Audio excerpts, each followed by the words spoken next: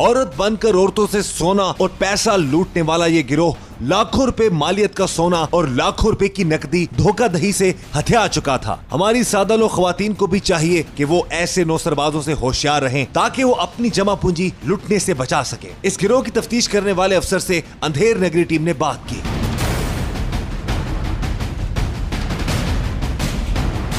थाना माना वाला है, उधर एक मुकदमा दर्ज हुआ था कि ऐसे उन्होंने डकैती की वारदात की है। वो लोग नौसरबाज हैं। डकैती की वारदात या वैसे नौसरबाजी? नौसरबाजी पहले की थी, बाद में अगर उन्होंने नकार किया तो इन्होंने अपने ज़ाती दबदबा और ज़ोर से उनसे ये नकदी और जेवरात छीने थे। तो हमने वो मोबाइल फ़ोन जो इन्होंने किए थे उनका डाटा हासिल किया मैंने और इनका वर्क शुरू कर दिया। आहिस्ता आहिस्ता मुझे पता चला कि ये लोग काफ़ी तादाद में उधर गुजरांवाला के इलाका में रहायश पजीर हैं। मैंने हमरा अपनी रेफरी के उधर जाकर इनको रेड करके गिरफ़्तार कर लिया। अब इंटेरोगेशन शुरू है इनकी। उम्मीद है और भी हम रिकवरी करेंगे और बकाया मुल्ज़मान जो है उनको भी मैं गिरफ़्तार करूँगा। इस शख्स को और इसे इनके घर से ही गुजरांवाला से आपने गिरफ्तार किया था, ट्रेस आउट किया था मोबाइल डाटा के जरिए? हाँ जी, मोबाइल डाटा के जरिए। घर में मौजूद था? घर में मौजूद था जी। जो कैश पड़ा हुआ है ये कितना पड़ा हुआ है? ये 12,90,000 रुपया है। ऑलमोस्ट 13 लाख रुपया हो गया। हाँ जी, तकरीबन 13 लाख रुपया है और 31 तोले जेवर है मुख्तलिफ वकूओं का, जो जिसमें ये अरूब का वकूआ है, गुजरांवाला का, नशहरा का है, उधर मानावाला का। इन्होंने और भी काफ़ी तादाद में वकूए किए हैं जो अभी हम। तो ये ख़वातीन को थे? ये ख़वातीन बनकर ख़वातीन को ही ज़्यादातर लूटते थे।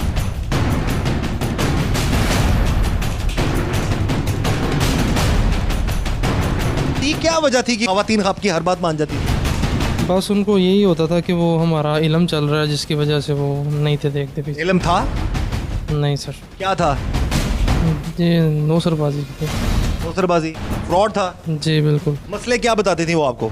मसले ज़्यादातर यही होते थे कि सास बहू का झगड़ा। सास भी फ़ोन करती थी, बहुएं भी फ़ोन करती थी? जी बिल्कुल। एक दूसरे के खिलाफ? जी बिल्कुल ऐसे ही है। क्या कहती थी? अगर किसी बहू ने फ़ोन कर दिया ना तो बहू ये कहती थी कि हमारा ये जो प्रॉपर्टी वगैरह ये हमारे नाम लग जाए, जिसकी वजह से ये हमारी सास और ससुर जो है ना वो हमें ये प्रॉपर्टी नहीं दे रहे। तो वो कहते हैं ये प्रॉपर्टी भी ख़त्म हो जाए, लेकिन इसके लिए वो आप ऐसा काम करें कि वो ख़त्म हो जाए, यानी कि तो दुनिया में ना रहे वो। जी बिल्कुल, जान से चले जाएं। फिर हमने हमारा तो यही अल्फाज होते थे, ठीक है हम आपका काम कर देते हैं। उसी पे वो पैसे देते रहते थे? जी बिल्कुल। अच्छा। अपना सास बहू का झगड़ा होता है ना, तो सास भी बोलती हैं कि हमारी ये बहू जो है ना ये जान से चली जाए। कुछ सास ऐसी होती हैं जो ये घर से चली जाए, तलाक हो जाए, इसे हमारा बेटा इसे छोड़ दे। इसकी सच्ची बात बता रहे, ऐसी कॉल्स आती नहीं है तुम्हें? जी बिल्कुल ऐसी आती हैं जो ये नाज़रीन, ये शख्स इंसाफ कर, इस तरह की भी ख्वाहिशात का इजहार किया जाता रहा है। अब ये 15 लाख कैश पड़ा हुआ है, बाकी 20-30 तोले सोना पड़ा हुआ है और मजीद बरामदगी हो रही हैं। ये सब पैसा हैरत की बात है अपने हाथों से खुद लुटाया है भोली भाली सादा लोग, हमारी ख़वातीन ने। तुम्हारा भी ज़्यादा टारगेट औरतें होती थी? जी ज़्यादा औरतों का फ़ोन आता। क्या वजह है, क्यों औरतों को क्यों टारगेट करते हो तुम लोग? घर में नचाकी वगैरह की वजह से ज़्यादा करती हैं फ़ोन। वो जल्दी आपके झांसे में आ जाती है? जी ऐसे ही है।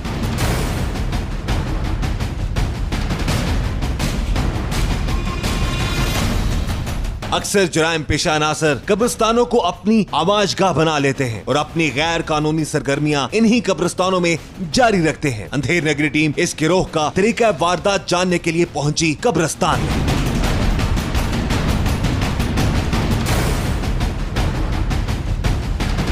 नाज़रीन, इस वक्त हम मौजूद है कब्रिस्तान में। हम जानेंगे रफ़ी साहब से किस तरह से ये आम और सादा आवाम को बेवकूफ़ बनाने के लिए सोना हथियाते थे, इनका क्या तरीकाकार होता था। जी रफ़ी साहब। ये मुल्ज़मान ख़ास तौर पर सादा औरतों को इधर कब्रिस्तान में बुलाते थे। ये कह कर के वो गुड्डी होती है कपड़े की छोटी सी बनी हुई, उसमें 11 चीज़ें मुख्तलिफ सोने की बनी हुई, उसमें डालकर इधर कब्रिस्तान में दोनों कब्रों के दरमियान में रखना है और उस पर अमल करना है। अमल करेंगे तो जो आपकी जो भी मुश्किलात है वो हल हो जाएगी। वो इस तरह से ख़ास कर ज़्यादातर औरतों को ही इधर बुलाते थे और अगर वो इनके झांसे में नहीं आती थी तो इनके कुछ आदमी बाहर भी होते थे, इनके साथी, जो ज़बरदस्ती उनसे वापसी पर ये जेवरात और नकदी वगैरह छीन लेते थे। छीन लेते थे। हाँ जी।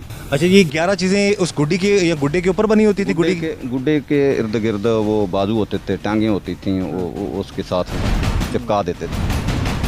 ये तरीका कार होता था? ये उनका तरीका कि उसके ऊपर रख दें और रख दें और रख कर पीछे मुड़कर नहीं देखना आपने, चले जाना है। पढ़ते पढ़ते कोई भी अमल बता देते थे। ठीक है। कि ये इसका लफ्ज़ का विरोध करना है तुमने और इसको पढ़ते जाना है, पीछे उसकी तरफ नहीं देखना। जब वो चले जाते तो ये उठा लेते थे। उठा लेते? हाँ जी। अगर वो ऐसा नहीं करते थे, वो उनके साथी वो आपसी पर छीन लेते।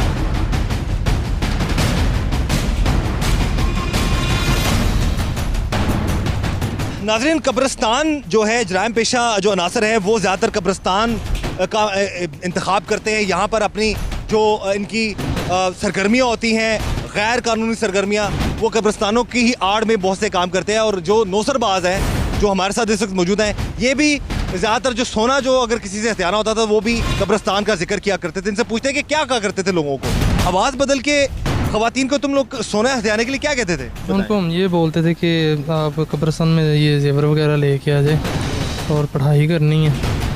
तो वो हमको ये बोलते थे कि हमने कब्रिस्तान वगैरह में नहीं आना। तो हमने उनको कह देना कि ठीक है, हमको मोकलात भेजते हैं तो आप उनको पकड़ा देंगे, तो वो कब्रिस्तान में बैठ के जो है ना पढ़ाई कर लेंगे। तो फिर वो हम खुद ही जाते थे वो लेके, तो हम घर आ जाते थे। कितना सोना अब तक आप लोग हथिया चुके इसी तरह ख़वातीन से? यही 36 तोले। अच्छा, तो ये तुम लोग क्या कहते थे जी कि अगर पीछे मुड़ के देखेंगे तो आपका सारा जो है अमल ख़राब हो जाएगा? तो फिर उठाता कौन था वो सोना उठाता कौन था? जी, वो उनको हम ये बोलते थे कि अगर आप किसी भी जगह पे रख के ना पीछे मुड़ के नहीं देखना आपने, तो नहीं तो आपका जो है नाम लिया तो ख़राब हो जाएगा, यहाँ पे असेब वगैरह का जो साया वगैरह हो जाएगा। तो वो डर के मुताबिक जो ना वो देखती नहीं थी, तो हम उठा के ले आते। ये ऐसे आसान ज़िला को टारगेट बनाते हैं जिस तरह शेखुपुरा को टारगेट बनाया और पंजाब के दीगर ज़िला उनको भी ये इन्होंने टारगेट बनाया। पुलिस इन एक्शन हुई, जिसके बाद एक जो गैंग है ये गिरफ्तार हुआ है। और मैं आपको बताता चलूँ, इस तरह के बेशुमार गैंग हैं जो अभी ये वारदातें कर रहे हैं और हमारी जो सादा लोग माई बहनें हैं उनको लूटते हैं। और आसान टारगेट ख़वातीन ही होती हैं और ख़वातीन से ही लाखों रुपए नकदी कैश जो अभी आपने देखा है और जेवरात बड़ी तादाद में अभी पुलिस ने जो बरामद किया है। मज़ीद इनकी इंटेरोगेशन जारी है। हमारी जो बहनें हैं वो इस चीज़ को समझें कि ये जो सिर्फ़ और सिर्फ ये नौसरबाज होते हैं और फ्रॉडी होते हैं, और इन्होंने जो माल होता है वो आपकी खून पसीने की कमाई का होता है, उसको हथियाना होता है।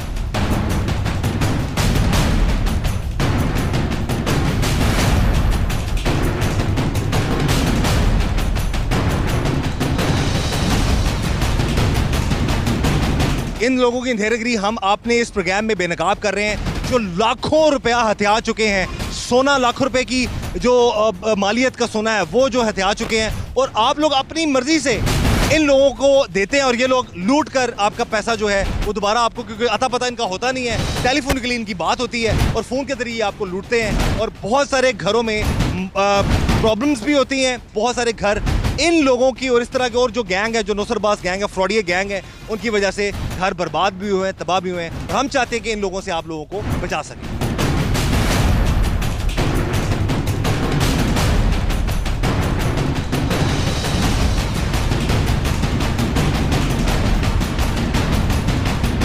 फरेब, धोखाधड़ी और नौसरबाजी आजकल मुनाफा बख्श कारोबार की शक्ल इख्तियार कर चुके हैं। पाकिस्तानी अवाम इस हद तक तनाव का शिकार है कि कोई भी उसे सुनहरे ख्वाब दिखाकर लूट सकता है, और ऐसा ही मौजूदा हालात में हो रहा है। इस बात का फायदा उठाते हुए हमारे मुल्क में कई नौसरबाज गिरोह सरगर्म हैं, जो भोली भाली अवाम और खवातीन को दोनों हाथों से लूट रहे हैं। अंधेर नगरी टीम ने सैकड़ों खवातीन को लूटने वाले इस नौसरबाज गिरोह को बेनकाब करके अपना फर्ज पूरा किया। मगर अब जरूरत इस बात की है कि ऐसे अफराद को सख्त सजाएं दी जाएं और अवाम को उसके बुनियादी हकूक दिए जाएं, ताकि आइंदा कोई भी अवाम को ना लूट सके। इसके साथ साथ हम सबको भी चाहिए कि ऐसे नौसरबाजों से होशियार रहें और उनका आसान शिकार ना बने। अंधेर नगरी टीम अल्लाह के फजल से जुराइम पेशा अनासर को बेनकाब करती रहेगी और पाकिस्तानी अवाम की फलाह और आगाही के लिए अपनी जदोजहद जारी रखेगी।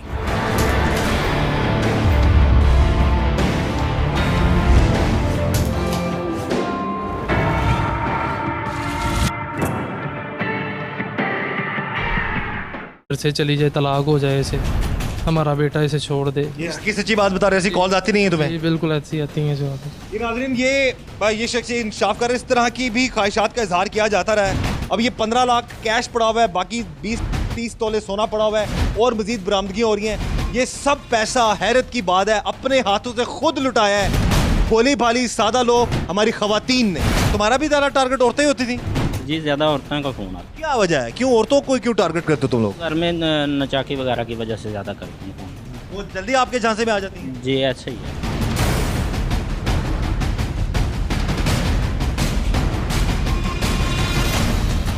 अक्सर जुराइम पेशा अनासर कब्रिस्तानों को अपनी आवाजगाह बना लेते हैं और अपनी गैर कानूनी सरगर्मियां इन्हीं कब्रिस्तानों में जारी रखते हैं। अंधेर नगरी टीम इस गिरोह का तरीका वारदात जानने के लिए पहुंची कब्रिस्तान में।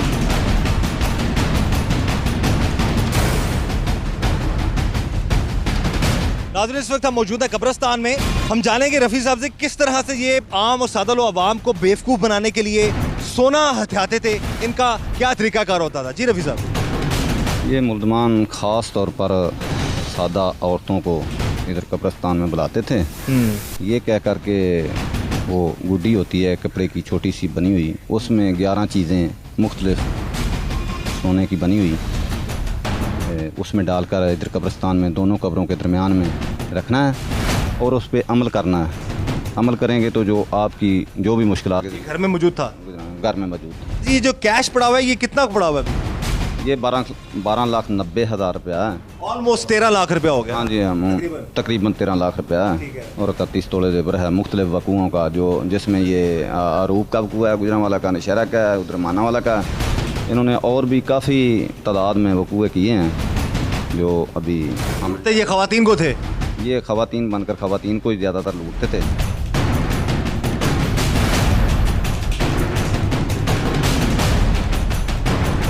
क्या वजह थी कि खवातीन आपकी हर बात मान जाती थी? बस उनको यही होता था कि वो हमारा इल्म चल रहा है, जिसकी वजह से वो नहीं थे देखते पीछे। इल्म था? नहीं सर। क्या था? ये नौसरबाजी थी। नौसरबाजी, फ्रॉड था? जी बिल्कुल। मसले क्या बताते थे वो आपको? मसले ज़्यादातर यही होते थे कि सास बहू का झगड़ा। सास भी फ़ोन करती थी, बहुएं भी फ़ोन करती थी? जी बिल्कुल। एक दूसरे के खिलाफ? जी बिल्कुल ऐसा ही है। क्या कहती थी? अगर किसी बहू ने फ़ोन कर दिया ना तो बहू ये कहती थी कि हमारा ये जो प्रॉपर्टी वगैरह ये हमारे नाम लग जाए, जिसकी वजह से ये हमारी सास और ससुर जो है ना वो हमें ये प्रॉपर्टी नहीं दे रहे। तो वो कहते हैं ये प्रॉपर्टी भी ख़त्म हो जाए, लेकिन इसके लिए वो आप ऐसा काम करें कि वो ख़त्म हो जाए, यानी कि तो दुनिया में ना रहे वो। जी बिल्कुल, जान से चले जाएं। फिर हमने हमारा तो यही अल्फाज होते थे, ठीक है हम आपका काम कर देते हैं। उसी पे वो पैसे देते रहते थे? जी बिल्कुल। अच्छा। अपना सास बहू का झगड़ा होता है ना, तो सास भी बोलती हैं कि हमारी ये बहू जो है ना ये जान से चली जाए। कुछ सास ऐसी होती हैं जो ये आता है वो हल हो जाएगी। वो इस तरह से ख़ास कर ज़्यादातर औरतों को ही इधर बुलाते थे और अगर वो इनके झांसे में नहीं आती थी तो इनके कुछ आदमी बाहर भी होते थे, इनके साथी, जो ज़बरदस्ती उनसे वापसी पर ये जेवरात और नकदी वगैरह छीन लेते थे। हाँ जी। अच्छा, ये 11 चीज़ें उस गुड्डी के या गुड्डे के ऊपर बनी होती थी? गुड्डे के इर्द गिर्द वो बाजू होते थे, टांगें होती थी, वो उसके साथ चिपका देते थे। ये तरीका कार तो होता था? ये उनका तरीका कि उसके ऊपर रख दें और रख दें और रख कर पीछे मुड़कर नहीं देखना, आपने चले जाना है। पढ़ते पढ़ते कोई भी अमल बता देते थे, ठीक है, कि ये इसका लफ्ज़ का विरोध करना है तुमने और इसको पढ़ते जाना है, पीछे उसकी तरफ नहीं देखना। जब वो चले जाते तो ये उठा लेते। हाँ जी, अगर वो ऐसा नहीं करते थे वो इनके साथी जो आपसी पर छीन लेते।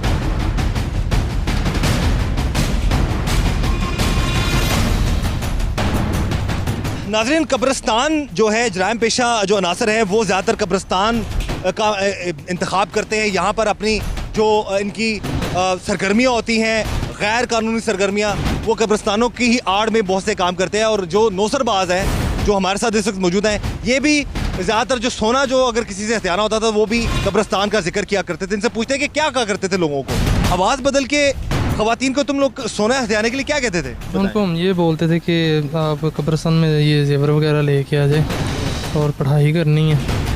तो वो हमको ये बोलते थे कि हमने कब्रिस्तान वगैरह में नहीं आना, तो हमने उनको कह देना कि ठीक है हमको मौकलात भेजते हैं तो आप उनको पकड़ा देंगे, तो वो कब्रिस्तान में बैठ के जो है ना पढ़ाई कर लेंगे।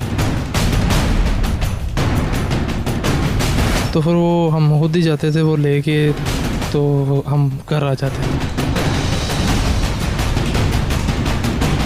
कितना सोना अब तक आप लोग हथिया चुके इसी तरह खवातीन से? यही 36 तोले। अच्छा, तो ये तुम लोग क्या कहते थे जी कि अगर पीछे मुड़ के देखेंगे तो आपका सारा जो है अमल ख़राब हो जाएगा, तो फिर उठाता कौन था वो सोना उठाता कौन था? जी, वो उनको हम ये बोलते थे कि अगर आप किसी भी जगह पे रख के ना पीछे मुड़ के नहीं देखना आपने, तो नहीं तो आपका जो है ना अमलियात ख़राब हो जाएगा, यहाँ पे असेब वगैरह का जो साया वगैरह हो जाएगा।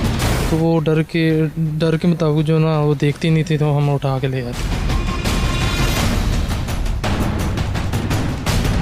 ये ऐसे आसान ज़िला को टारगेट बनाते हैं, जिस तरह शेखुपुरा को टारगेट बनाया और पंजाब के दीगर ज़िला उनको भी ये इन्होंने टारगेट बनाया। पुलिस इन एक्शन हुई, जिसके बाद एक जो गैंग है ये गिरफ्तार हुआ है। और मैं आपको बताता चलूँ, इस तरह के बेशुमार गैंग हैं जो अभी ये वारदातें कर रहे हैं और हमारी जो सादा लोग माएँ बहनें हैं उनको लूटते हैं। और आसान टारगेट ख़वातीन ही होती हैं, और ख़वातीन से ही लाखों रुपए नकदी कैश जो अभी आपने देखा है, और जेवरात बड़ी तादाद में अभी पुलिस ने जो बरामद किया है। मज़ीद इनकी इंटेरोगेशन जारी है। हमारी जो बहनें हैं वो इस चीज़ को समझें कि ये जो सिर्फ़ और सिर्फ ये नौसरबाज होते हैं और फ्रॉडी होते हैं, और इन्होंने जो माल होता है वो आपकी खून।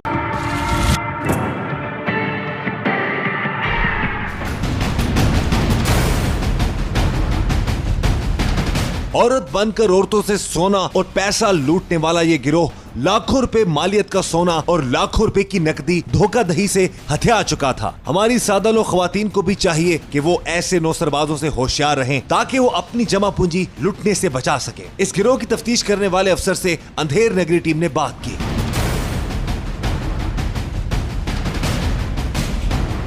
थाना माना वाला है, उधर एक मुकदमा दर्ज हुआ था कि ऐसे उन्होंने डकैती की वारदात की है। वो लोग नौसरबाज हैं। डकैती की वारदात या वैसे नौसरबाजी? नौसरबाजी पहले की थी, बाद में अगर उन्होंने इनकार किया तो इन्होंने अपने ज़ाती दबदबा और ज़ोर से उनसे ये नकदी और जेवरात छीने थे।